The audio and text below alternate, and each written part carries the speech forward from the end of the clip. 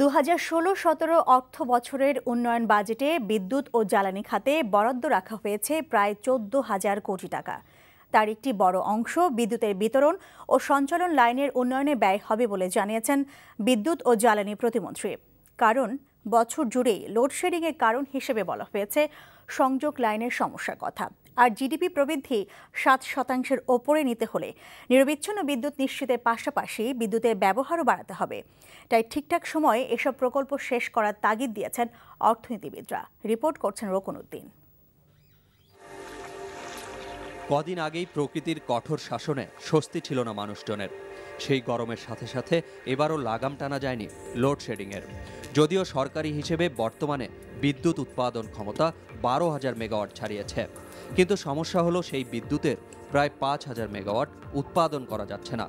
এর কারণ হিসেবে সরকারের পক্ষ থেকে বলা হচ্ছে উৎপাদন ক্ষমতা বাড়ার সাথে সাথে বিতরণ ও সঞ্চালন লাইনের উন্নয়ন হয়নি। তাই এ খাতে এবারের উন্নয়ন বাজেট বরাদ্দের বেশিরভাগই খরচ হবে বিদ্যুতের সংযোগ লাইনের উন্নয়নে। সবচেয়ে কনসার্ন হলো আমাদের বেশ কিছু জায়গায় আমরা বিদ্যুৎ দিতেই পারছি না। চিটাগং একটা বড় জায়গা, সেখানে ট্রান্সমিশন এবং সিস্টেম খুবই দুর্বল অবস্থা। সিলেট একটা বড় জায়গা, সেই প্রকল্পগুলোও আমরা নিতে যাচ্ছি। আমাদের আগামীতে রিনিউয়েবল এনার্জির দিকে আমরা একটা বড় ব্যাপার আমরা যাচ্ছি ইনভেস্টমেন্টে। আমরা সোলার পার্ক করার চিন্তা ভাবনা করছি জামালপুরের চর এলাকায় নিয়ে, অথবা রামপালে বিশাল এলাকা নিয়ে আমরা ওইখানে রিনিউয়েবল এনার্জির ক্ষেত্রে আমরা গুরুত্ব দিচ্ছি। 2009 সালের মহাপরিকল্পনা বা তার পরের পরিবর্তিত পরিকল্পনা অনুযায়ী কোনো বছরই বিদ্যুৎ মেলেনি। বিশেষজ্ঞদের মতে তার অন্যতম কারণ কয়লা নির্ভর বড় প্রকল্পগুলোর কাজের তেমন কোনো অগ্রগতি না থাকা। এবারের বাজেটে প্রকল্প বাস্তবায়নের ওপর জোর দেওয়ার পাশাপাশি প্রয়োজনে পরিকল্পনায় পরিবর্তন আনারও পরামর্শ তাদের।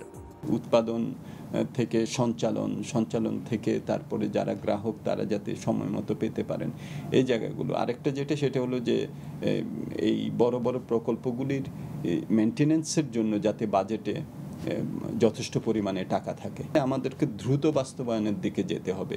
এই যেগুলো আমরা পরিকল্পনা করেছি এবং আমাদের মাস্টার প্ল্যান যেটা আছে সেখানে কিছু পরিবর্তনেরও প্রয়োজন পড়বে, কারণ সেখানে তো যেভাবে কয়লার উপরে ডিপেন্ডেন্স ছিল বা কুইক রেন্টাল থেকে বের হওয়ার একটা বিষয় ছিল, এলএনজি টার্মিনাল করার ব্যাপার ছিল। আবার চাহিদা মতো কলকারখানায় বিদ্যুৎ ও গ্যাস না পাবার অভিযোগ আছে ব্যবসায়ীদেরও। সরকারি হিসেবেই ফুরিয়ে আসছে গ্যাসের মজুদও, তাই গ্যাসের অনুসন্ধান ও উত্তোলনের ওপর জোর দেয়া হচ্ছে এবছর থেকেই। গ্যাসের সংকট মেটাতে তরল প্রাকৃতিক গ্যাস বা এলএনজি আমদানির পরিকল্পনা অনেক দিনের। সেই এলএনজি টার্মিনাল নির্মাণ সহ রামপাল ও মাতারবাড়ি বিদ্যুৎ কেন্দ্র নির্মাণও বিশেষ গুরুত্ব পাবে এবারের বাজেটে।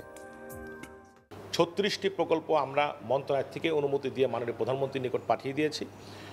ধারাবাহিকভাবে আগামী 4 বছরের মাথায় 108টি কূপ খনন করব। আমরা চিন্তা করছি সমগ্র বাংলাদেশ ব্যাপী। আমরা দেখতে চাই এখান থেকে আমরা আশা করছি প্রায় 1200 MMCF মতো গ্যাস আমরা পাওয়ার আশা করছি। আর 2012 সালে সমুদ্র সীমা বুঝে পেলেও সেখানে কি সম্পদ আছে আর কি নেই এখনো তার কোনো চিত্র নেই সরকারের হাতে। যদিও সেখানে বিপুল পরিমাণ গ্যাস মেলার সম্ভাবনা দেখছেন অনেকে। তাই দেশের সমুদ্র সীমায় জরিপ করতে এবারের বাজেটে বিশেষ বরাদ্দের তাগিদ দিয়েছেন জ্বালানি বিশেষজ্ঞরা। রোকন উদ্দিন, এনটিভি নিউজ, ঢাকা।